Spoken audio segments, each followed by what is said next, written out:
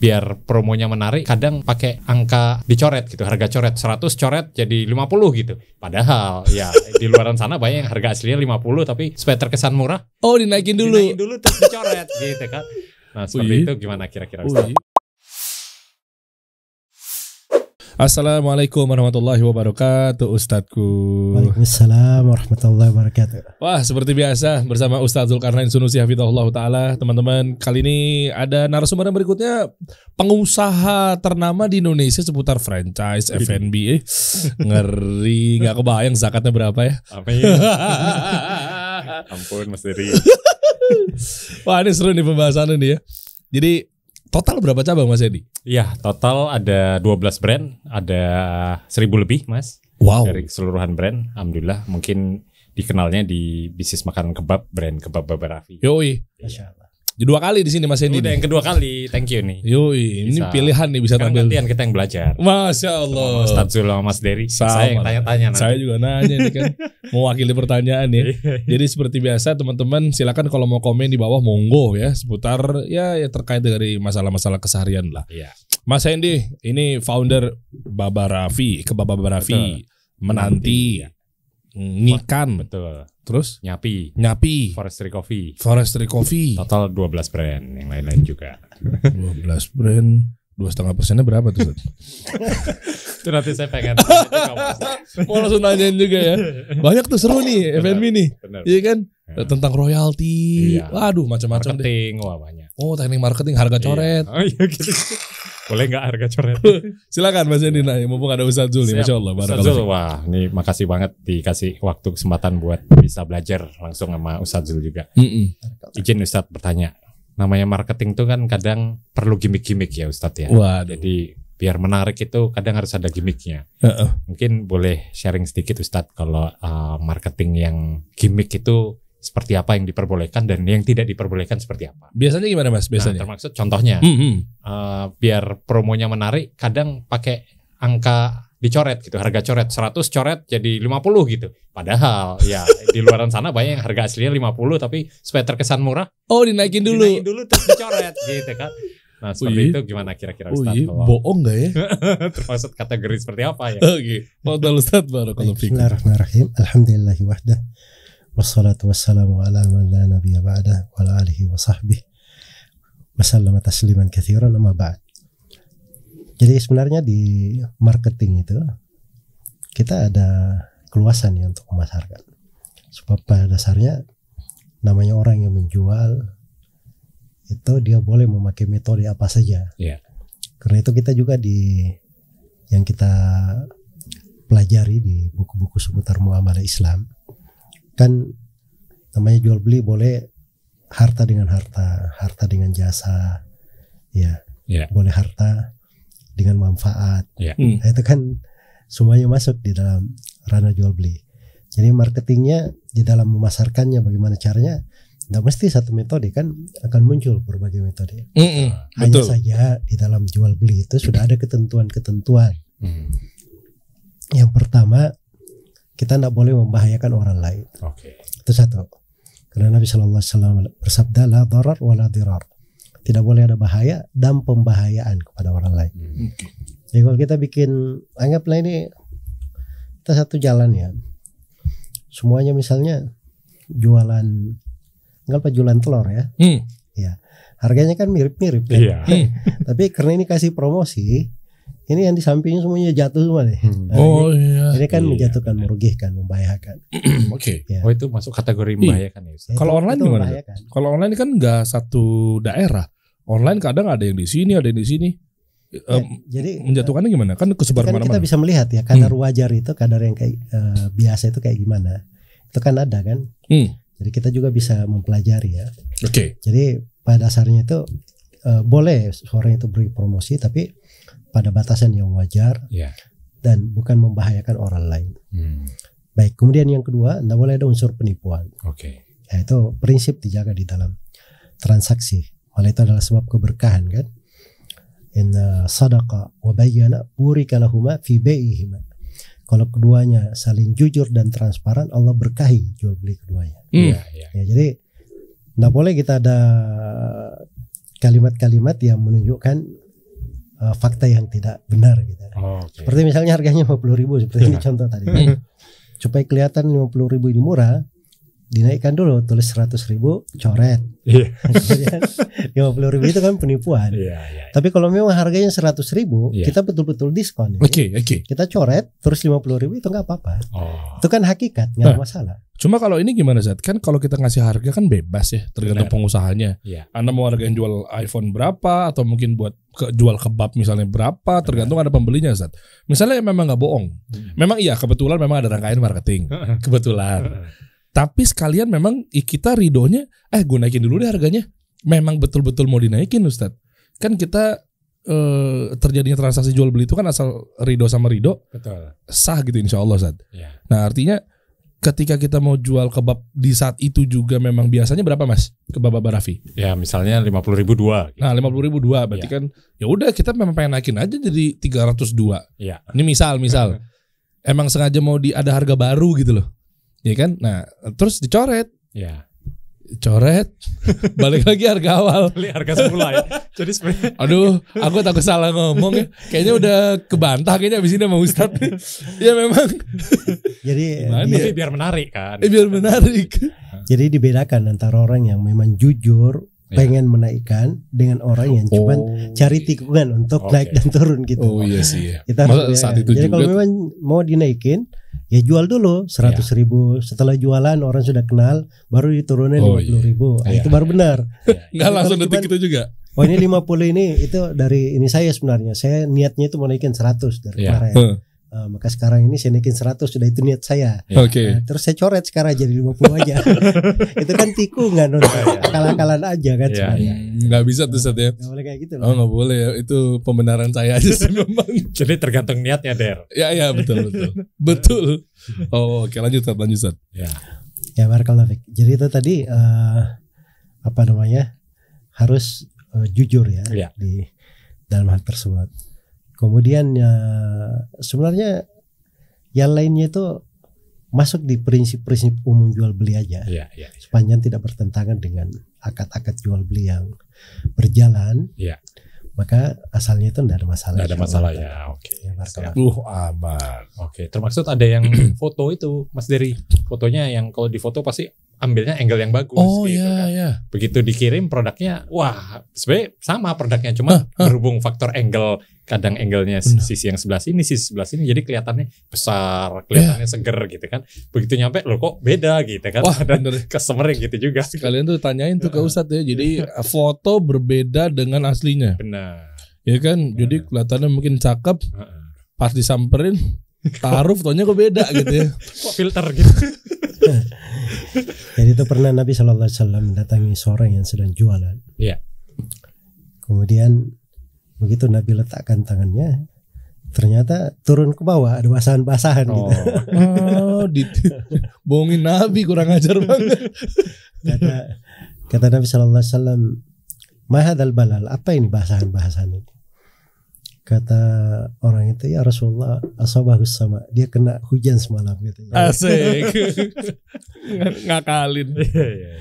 Kan Nabi SAW bilang, man ghasyana falaysa minna. Siapa yang menipu kita umat Islam, maka itu bukan termasuk dari kami. Jadi itu prinsip dasar ya tentang. Jadi kita menipu customer itu, jangan kita anggap itu urusan kita dengan dia aja. Ini kita umat Islam ini satu kesatuan. Jadi kalau menipu satu orang dari umat Islam, itu seakan-akan dia menipu semua dari umat Islam. Ya, man ghasyana falaysa minna. Siapa yang menipu kami umat Islam, maka itu bukan dari kami. Ya, bukan dari kami. Itu ancaman keras sebenarnya. Ini maksudnya kalau sesuatu itu memang tampilannya seperti itu, yang ditampilkan seadanya. Jangan dikemas sehingga hasilnya itu kan sering kan, sudah lihat, wah masya Allah cakep ini, begitu saya pencet pesan kok datangnya kayak gini, kok berbeda gitu. Wah, ini online apalagi lagi rame banget ya, benar. Marketplace gitu ya. Oh masya Allah gitu. Tapi gini Ustadz, kalau memang cuma permainan angle aja Ustadz, kelihatannya bagus, tapi kan aslinya memang begitu. Ada lighting, ada posisi. Oke lah, kalau awal memang misalnya jualan apa, yang paling gampang burger. Nanti burgernya diganjel tusuk gigi biar kelihatan tinggi. Iya kan? benar, ada yang gitu. Iya. Dulu kan. Nah, Cuma ya oke, ada akal-akal dia tuh diganjel-ganjel dari belakang, tisu-tisu. Pak di foto cekrek, wah tebal nih burgernya gede. Ya. Oke lah itu mungkin tadi Ustadz udah sampaikan nggak boleh. Tapi kalau permainan angle Ustadz, kelihatannya memang agak bawah dikit deh biar kelihatannya tinggi. Biar kelihatan tinggi benar. Gimana Ustadz? Emang Marilla seperti itu? Ya, kalau dia sepanjang dia jujur nggak ada masalah. Oh, Itu kan kadang ada urf kan berjalan. Orang tahu kalau dipoto kayak gini, dia hasilnya kayak gini. Iya. Kayak gini hasilnya kayak gini. Tapi dia enggak merubah kondisi asalnya. Nah, masalah itu kalau dia merubah kondisi aslinya itu. Iya sih. Jualan baju kadang saturation dinaikin tuh biar warnanya kelihatan benar. cerah. Lebih bagus. Ini kan foto baju cekrek. Pas diedit Photoshop dinaikin tuh saturationnya. Wah, warnanya mencolok. Pas datang pudar. Kok beda? Warnanya kok pudar? Itu juga nggak boleh saat ya permainan aplikasi-aplikasi itu. Ya, itu pasti merubah dari aslinya. Iya.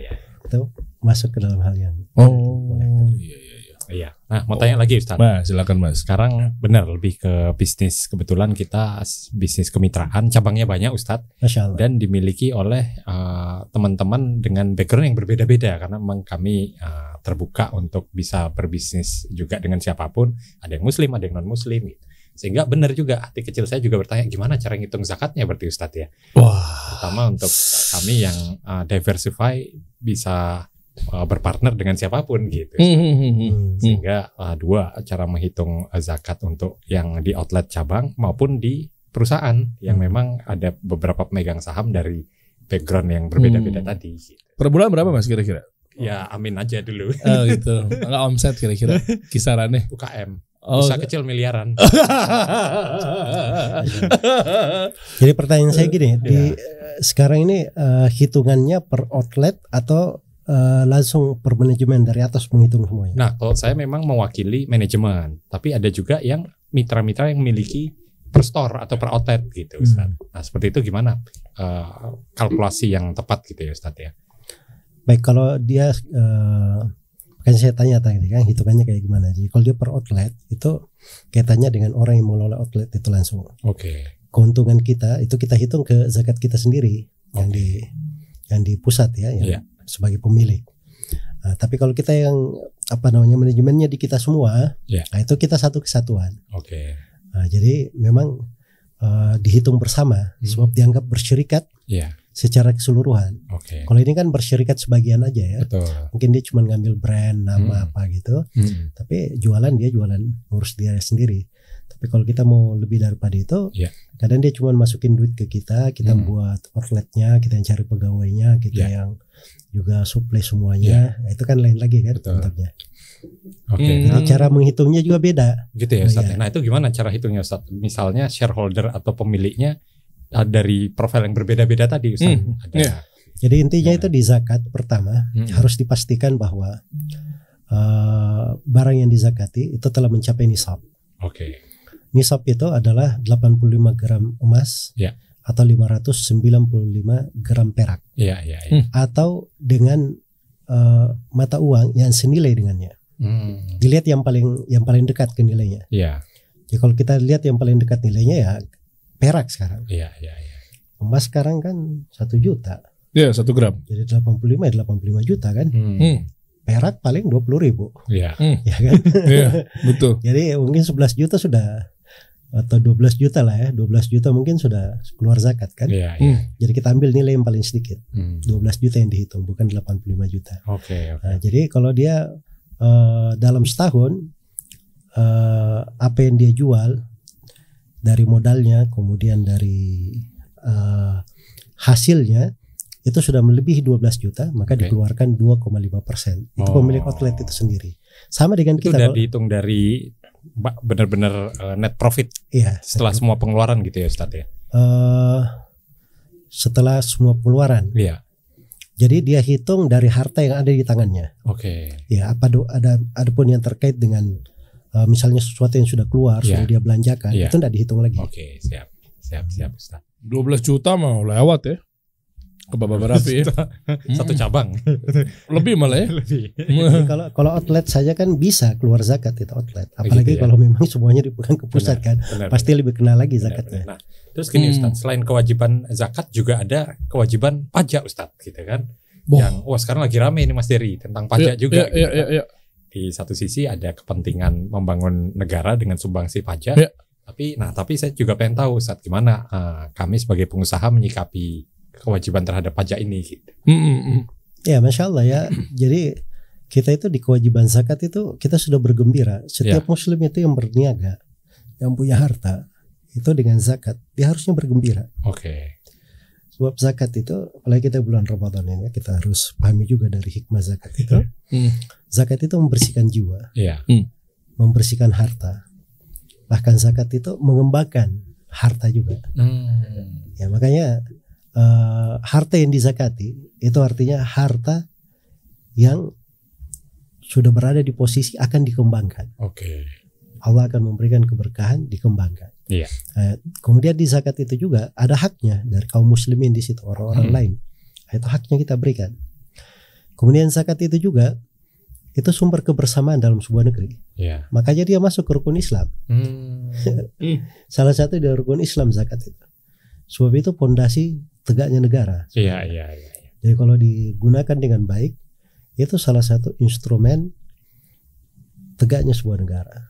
Makanya Nabi Shallallahu Alaihi Wasallam itu pemberdayaan zakatnya itu betul-betul luar biasa ya, sehingga berdiri negara Islam di Medina, kemudian para khulafa ar-rasyidin bagaimana mengembangkan Islam ini dengan salah satunya dari segi zakat ini, sampai alhamdulillah di hari ini kita menikmati Islam ini. Nah, itu kan semuanya pengaruh dari zakat kan. Benar. Jadi jangan kita remehkan zakat yang kita keluarkan itu kadang memberi dampak yang kita tidak bisa prediksi, tidak bisa kita perkirakan dari sudut kebaikannya. Nah, kalau misalnya di dalam lingkup kebersamaan ini, kadang pemerintah mengambil kebijaksanaan untuk mewajibkan pungutan. Ya, karena mungkin itu satu-satunya solusi untuk negara. Tidak ada pemasukan yang bisa mengcover seluruh kegiatan guna menjamin keamanan negara dan berjalannya roda kehidupan dalam negara Indonesia ini. Mungkin negara di pemerintahan itu perlu mengambil dari pungutan. Itulah pungutan itu yang disebut pajak. Ya kan?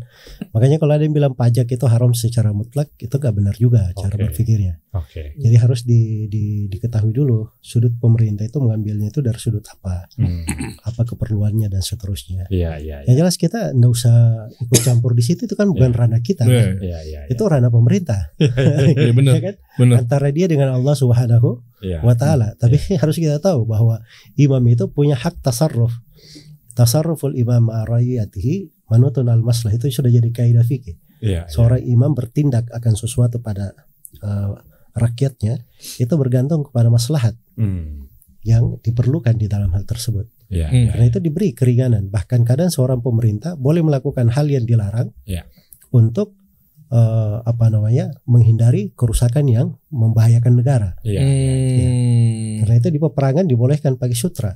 Sutra kan haram laki-laki. Sutra haram laki-laki, kain sutra. Perang dibolehkan. Dusta gimana hukumnya? Haram kan? Tapi kata Nabi SAW, ar-harbu khuda, perang itu dusta. Jadi boleh nipu. Ya kan? Karena itu disebutkan di sebagian riwayat, katanya Ali bin Abi Thalib menghadapi seorang musuh di duel ini. Ali masih menyarungkan pedangnya. Musuhnya sudah pedang terhunus. Kata musuhnya, cabut pedangmu. Kata Ali bin Abi Thalib, saya di sini berdiri untuk menghadapi satu orang saja. Jadi orang ini menyangka, ini siapa yang ikut sama saya, ini bantu saya. Dia balik gini, langsung Ali cabut pedangnya, ditebas dia. Nah, itu kan perang tipu daya. Itu kan memang trik dia perang dibolehkan. Haram, tapi di dalam konteks pemerintahan, peperangan itu kan wewenang pemerintah. Jangan ada bikin perang-perang sendiri lagi. Ini wewenang pemerintah. Ya, karena itu ada strategi dan seterusnya kan. Nah, jadi di ranah itu saya beri ilustrasi yang mendekatkan ya kepada makna makna yang saya ingin terangkan tadi, bahwa pajak itu kadang ada keterkaitan dengan ranah pemerintah. Kita tidak usah ikut campur lah di situ. Betul, Masya Allah, barakallahu fikum Ustaz. Artinya ketika pajak memang dipungut dan seterusnya gitu kan, bukan haknya, hak itu diambil dan seterusnya. Cuma maksudnya gini ya Ustaz, artinya kalau itu datang dari pemerintah kayak misalnya BPJS, pajak, untuk kemaslahatan mungkin pemerintah pengen bangun untuk struktur infrastruktur negara, ya kan, kemaslahatan buat ini itu, ya kan, bangun rumah sakit. Ya betul, ya nikmati kita juga. Nah, pendidikan, ya kan, ya buat kepolisian jadi keamanan negara, membayar buat bikin markas dan seterusnya itu kan. Itu disebutkan di buku-buku fikih kalau di keadaan genting, misalnya negara diserang oleh musuh, kemudian mereka tidak punya persiapan untuk menghadapi, maka negara boleh mengambil dari orang-orang kayanya harta yang ditetapkan, jumlah harta diambil untuk menghadapi musuh. Itu kan mirip sebenarnya kondisi. Apa bedanya misalnya sebuah negara roda pemerintahnya nggak bisa berjalan kecuali dengan pajak, ngambil pungut, maka diambillah dari orang yang punya harta. Nah, cuman di sini di dalam masalah pelaksanaannya itu kan urusan negara, berlebihan atau tidak ya diskusi di sana kalau ada ide dan seterusnya kan. Soalnya kadang Mas Dery kalau nerima surat cinta dari kantor pajak itu deg-degser juga. Iya benar. Jadi sekarang dapat penjelasan gini, ya udahlah kita betul. Ini bayarnya harus lebih ikhlas juga gitu. Betul. Dan hal-hal yang memang ternyata ada unsur negatif kayak tadi misalnya nipu dan seterusnya, kalau di luar dari pemerintah batasannya apa Ustaz? Apakah tetap boleh? Kayak misalnya ada pungutan-pungutan apapun itu di luar pajak apa segala macam. Maksudnya hal-hal yang tadi oke lah, anggaplah kita misalnya bukan yang ma'ruf misal. Artinya kan itu di ranah pemerintah. Tapi kalau untuk di luar pemerintah pure nggak boleh 100%, hal-hal yang memang mungkin dilarang apa segala macam atau gimana? Boleh, itu mengambil harta manusia tanpa hak namanya. Oh, kena aja di situ ya. Nah, itu pasti adalah hal yang diharamkan. Oh, pungli gitu-gitu. Ya betul, pungli nggak resmi dari pemerintah kan? Iya. Itu masuk karena harta kaum muslim ini, kata Nabi sallallahu alaihi wasallam, inna dima'akum wa amwalakum wa aradakum alaikum haramun ka hurmati yaumikum hadza fi baladikum hadza fi syahrikum hadza. Ini di haji wada ini, haji perpisahan. Nabi mengumumkan, sungguhnya darah-darah kalian, jiwa-jiwa kalian, nyawa-nyawa kalian, dan kehormatan-kehormatan kalian adalah haram antara sesama kalian, terhormat, dijaga. Sebagaimana terhormatnya tanah haram ini, sebagaimana terhormatnya bulan Dzulhijjah ini, sebagaimana terhormatnya hari kalian ini. Itu semua kan diambil dari hari-hari agung itu, ingin diingatkan bahwa ini diagungkan. Karena itu nggak boleh merampas. Siapa maniktata min ardi akhihi shibran tuwiqahu yaumal qiyamah min sab'i aradin. Siapa yang mengambil satu jengkal dari harta saudaranya, dikalungkan di lehernya 7 bumi pada hari kiamat. Allahu Akbar. 7 bumi. Jadi itu harta seorang muslim itu bukan sembarangan. Ya. Makanya itu pemerintah ketika memberi sesuatu itu juga harus penilaian yang benar. Jangan sampai dia juga masuk ke ranah ini gitu loh. Mengambil harta tanpa hak. Tapi tadi kan saya terangkan bahwa pemerintah itu ada rincian di dalam hal tersebut. Nah, disitulah memang wewenangnya, dan itu rumitnya menjadi kepala negara itu karena ada hal-hal yang seperti itu harus dipikirkan. Jadi jangan mikir enak aja kan. Ini kalau pergi pengawal aja bagus, ini dan fasilitasnya. Tapi ada pertanggungjawaban. Makanya kalau berlaku adil, subhanallah, itu termasuk orang yang paling tinggi derajatnya di surga. Itu berarti pemerintah atau pemimpin begitu tuh nantinya tuh ya. Artinya gini, kita lihat dari kesimpulannya bahwa kalau kita benar-benar belajar sesuai dengan Ustaz tuh sampaikan, ilmu itu pentingnya ilmu ya Mas ya. Benar. Ilmu dikuatin. Kalau enggak jadinya teman-teman jadi serampangan misalnya tanpa ilmu. Islam yang misalnya sesuai dengan Quran dan Sunnah itu kan jelas keamanan berpikir seperti Ustaz tuh sampaikan. Kita bernegara, keamanan berpikir, jelas taunya ini gini. Kalau enggak serampangan, dikit-dikit. Nah ini bibit-bibit pemicu pemikiran radikalisme kan begitu. Wah kita dipungut nih, pajak bukan haknya dari pemerintah. Emang harus wajib lapor pajak ya? Wah emang dasar pemerintah radikal udah mulai tuh dari situ. Iya benar Ustaz. Senggol temannya Mas Hendy. Parah nih kita nih. Jadinya apa ya, pemahaman radikal tuh jadi menodai kita nih yang tadinya pikirannya udahlah kita taat aja lah. Jadi kedoktrin gitu loh. Dikit-dikit udah nggak usah nih, parah banget kita diginin. Termasuk cari pembenaran supaya bayarnya lebih dikit. Jadi berantakan dengan negara kan. Masya Allah, emang perlu Ustadz kajian-kajian seputar keamanan berpikir tuh biar negara tuh aman gitu loh, nggak usah keos-keos lah. Masya Allah. Ya, Allah yubarik fiik Ustadz. Silakan Mas Andi mau nanya lagi. Tanya lagi Ustadz, kebetulan memang sesuai sama bidang yang kita geluti di franchise kemitraan. Nah, beberapa brand franchise dari luar negeri itu banyak yang menerapkan sistem royalty fee, Ustadz. Wah. Dan ini berlaku umum semenjak puluhan tahun gitu kan, Ustadz. Brand dari Amerika, Singapura dan sebagainya, yang mereka mengambil sekian persen, ada yang 5%, macam-macam, masing-masing sendiri-sendiri. Nah, itu gimana Ustadz? Kok royalty fee dalam usaha kemitraan boleh nggak sih sebenarnya memungut royalty fee? Oh, jadi misalnya berapa bayar franchise? Misalnya royalty fee itu diambil dari omset setiap bulan. Oh, tiap bulan. Oh, revenue share ya? Revenue share, benar. Misal anggap contoh revenue-nya 100 juta sebulan. Oke. Nah, kalau 5%-nya berarti kan 5 juta, Ustaz. 5 juta. Passive income lumayan juga. Enak gitu ya. kan. Iya, enak. Nggak ngapa-ngapain nih. Nggak ngapa-ngapain. Brand owner ya. Pungli nggak ya? Nah, ini kita perlu. Nggak ngapa-ngapain nih. Masya Allah, duduk manis transfer tuh. Iya. Benar. Bukan haknya nggak ya? Nah.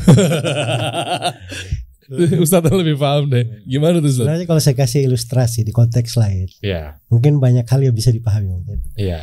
Sekarang kita masuk di mitra syarikat ya, kita bersyarikat. Ya, saya misalnya kasih modal 5 juta, ikut. Antum berdua yang kerja. Oke. Iya. Akadnya saya 20% karena saya sudah kasih modal kan. Oke. 20%. Sudah saya nggak ikut kerja, saya sudah tahu antum ahli di bidang itu. Oke. Jadi sepanjang saya duduk aja tapi dapat 20%. Kita gimana? Wajar atau enggak? Aduh, nggak tahu Ustaz. Wajar kan? Wah, wajar kan sih. Ada modal dari net profit. Iya, ada kata tanpa modal saya. Antum kan nggak bisa jalan kan? Iya. Oh, wajar sih. Ya. Oke. Sekarang brand itu apa namanya? Nilai sekedar nama saja atau dia bernilai? Ada value-nya, ada tanpa brand. Itu harus bilang itu sebenarnya nilainya. Dia kalau mungkin kalau dikasih bahasa lain, brand itu bisa dinilai 100 juta, 500 juta kan begitu. Benar. Ya kan? Kalau nggak ada brandnya dia mau jualan apa tuh? Benar. Satu dan kedua kalau brandnya nggak dikenal, ya itulah maksudnya saya jualan ayam biasanya. Atau saya jualan kebab juga lah. Gitu, jualan kebab dengan hasil ini saya sendiri. Saya bisa bikin kebab kayak punya antum misalnya. Saya jualan, tapi nggak ada brand antum. Orang mana percaya saya. Ya kan? Tapi kalau saya pakai brand antum, baru lihat ini pasti ahli nih. Sudah puluhan tahun dia jualan. Ya. Kayak gitu. Oh, itu dapat nilainya berarti. Itu dia bernilai. Jadi value-nya ya. Di sini saya kasih kata kuncinya, kata harta. Dalam istilah syariat itu bukan harta fisik aja yang kita lihat. Harta itu ada nilai juga. Intangible suatu hal yang bermakna. Hak juga itu nilai juga. Hak cipta itu harta juga.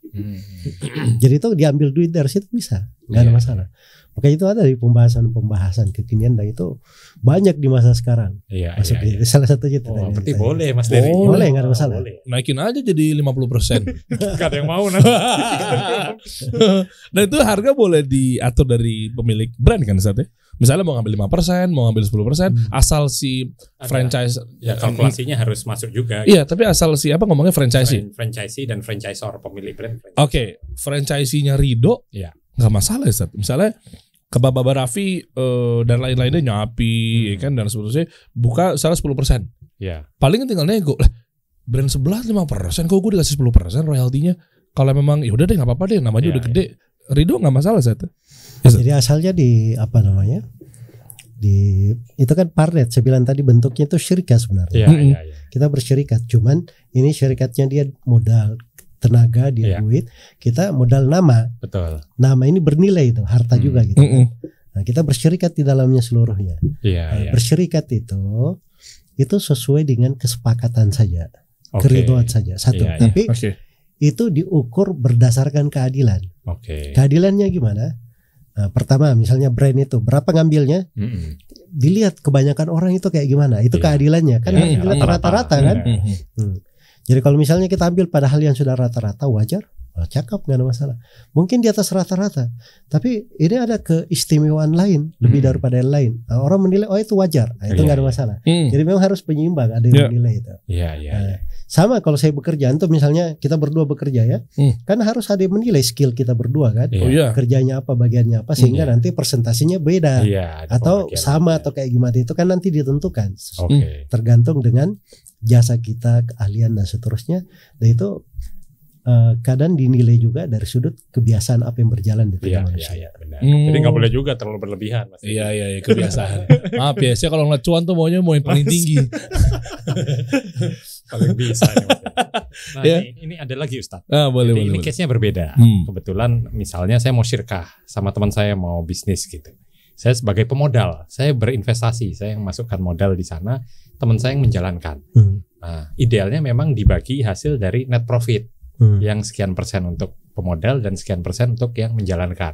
Tapi boleh nggak Ustadz, misalnya dalam perjanjian syirkah tersebut saya menerapkan batas minimal. Jadi minimal saya menerima bagi hasil sekian.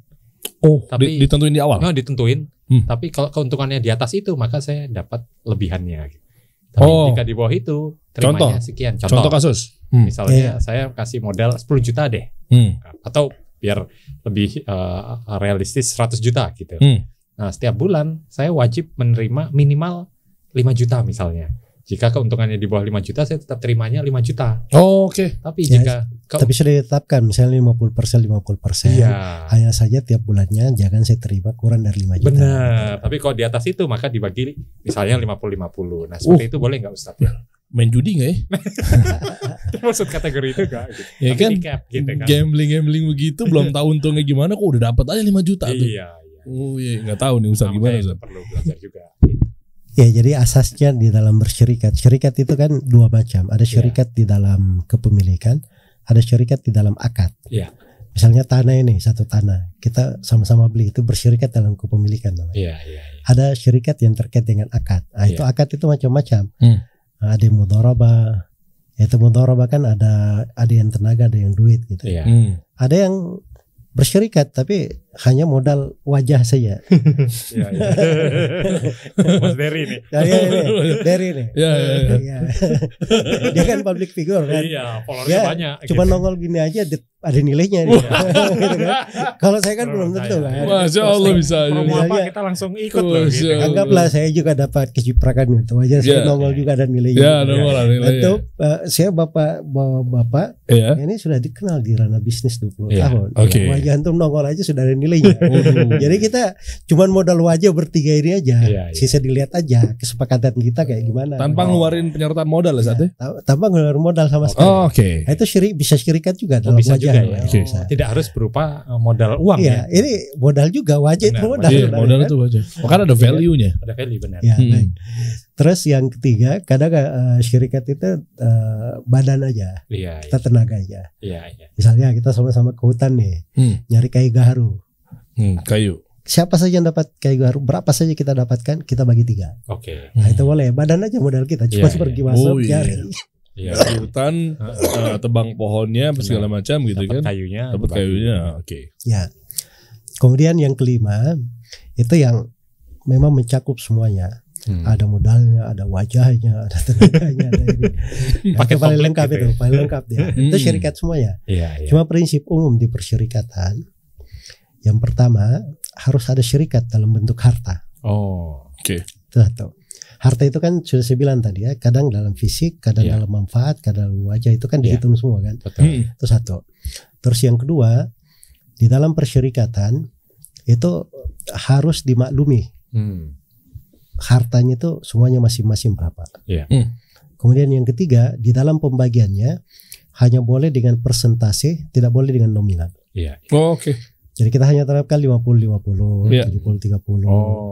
Misalnya kita bertiga, 30-30-40. Ya kayak gitulah. Kalau dalam nominal? Kalau nominal tidak diperbolehkan. Tidak boleh ya. Kenapa? Sebab nominal itu artinya kita menjamin keuntungan untuk kita. Nah, ini yang ingin saya sebutkan bahwa di prinsip syirka, untung sama untung, rugi sama rugi. Jadi nggak boleh ada yang menjamin keuntungan untuk dirinya sendiri. Nah, jadi kalau kita bilang misalnya kita 50%, tapi jangan kurang dari 5 juta yang saya dapatkan. Itu kan kita menjamin keuntungan. Kalau di bulan itu nggak ada apa-apa, ya harusnya kan kita juga nggak dapat apa-apa, sama-sama rugi gitu. Alasannya apa Ustaz? Misalnya rinciannya kenapa? yang logisnya. Pertama itu dasar keadilan yang pertama. Kemudian yang kedua yang dinamakan syarikat itu kebersamaan dalam segala hal. Itu bersyarikat. Kemudian yang ketiga ada di dalam hadits nahan Nabi sallallahu alaihi wasallam an ribihin yudman. Nabi sallallahu alaihi wasallam melarang dari keuntungan yang dijamin. Nah, itu masuk dari bentuk keuntungan dia jamin. Ya, harusnya kalau kita syarikat jangan dijamin kayak gitu dong. Jadi sebagaimana misalnya pemodal dia rugi duit, saya pekerja saya rugi waktu, rugi tenaga. Jadi kita sama-sama menanggung kerugian harusnya. Iya, benar. Baik. Allah ibarik fiik. Wah, clear semuanya. Masya Allah Mas Hendy. Nih padat semua kejawab ya. Ini ilmunya tingkatannya advance ini. Iya, makanya gunanya Ustaz Zul di sini begitu. Masya Allah. Allah mabarik. Nah, next ke depan gimana? Target ke Bapak Barafi atau Nyapi atau Ngikan seperti apa Mas? Ya tentu namanya bisnis mungkin bisa memberi manfaat lebih luas. Termasuk mengembangkan cabang lebih banyak supaya lapangan kerja lebih banyak Ustadz. Masya Allah. Nah ada mimpi untuk bisa masuk ke pasar modal untuk IPO Ustadz. Dan ada persyaratan-persyaratan yang harus dipenuhi di sana gitu, termasuk pemenuhan pajak apa dan sebagainya yang memang sudah mulai kita lengkapi. Namun bagaimana ya Ustadz ya, maksudnya kalau punya mimpi sampai ke sana, pengen IPO dan sebagainya, sebenarnya wajar, boleh atau seperti apa Ustadz kira-kira? Go public ya. Benar. Itulah sebenarnya bulan Ramadan ini itu memberikan kepada kita pendidikan. Supaya kita itu cinta kebaikan, bisa memberi manfaat yang luas kepada manusia. Banyaknya lapangan kerja yang kita buka itu kan artinya kita membuat banyak orang yang hidup dari kita. Betul. Sedangkan dalam Al-Quran dikatakan waman ahyaha maka nama ahyan nasa jami'an. Siapa yang menghidupkan satu jiwa seakan-akan dia menghidupkan seluruh manusia. Nah, belum lagi kita meningkatkan devisa negara kita, kekuatan ekonomi kita. Nah, itu kan sudut lain sebenarnya. Mungkin masyarakat nggak ada yang pernah pikir ya tugasnya negara dia bikin wibawa, disegani, jaga keamanan. Kita kan tidur doang. Yang menjaga keamanan mereka kan. Tapi kita berusaha dari apa yang kita lakukan itu ada juga kita memberi manfaat ke semuanya, ya dari segala sektor. Jadi kalau bisa sampai ke ranah yang lebih tinggi, lebih bagus dari sudut manfaat, ya sisa kita luruskan niat saja. Kita selalu berniat yang baik, cari peluang-peluang ibadah untuk hal tersebut, maka insya Allah Ta'ala itu akan menjadi sangat baik. Sisa perlu dua hal. Yang pertama tim profesional yang mendukung untuk hal tersebut. Terus yang kedua tim pertimbangan syariat yang mengawal. Sebab itu masalah-masalah harus ada bimbingan syar'i supaya kita jangan keliru dalam langkah-langkah, apalagi dia perusahaan sifatnya masuk ke dalam ranah-ranah yang publik ya ada sudut ini ya, mungkin kita lurus, mungkin kita jatuh juga gitu. Benar. Soalnya kan menyangkut investornya itu kan masyarakat. Betul. Ini kan dia udah naruh, tapi kalau kita zolim dan seterusnya, kecek berapa orang tuh yang terzolimi misalnya begitu. Benar. Semoga mudah-mudahan ya ke Bapak Barafi Enterprise ya. Ya kan IPO nih Masya Allah. Amin. Lepas berapa sahamnya? Lagi dihitung dulu. Nanti NDA kita sharing. Oh gitu ya. Cukup nggak ya? Masya Allah.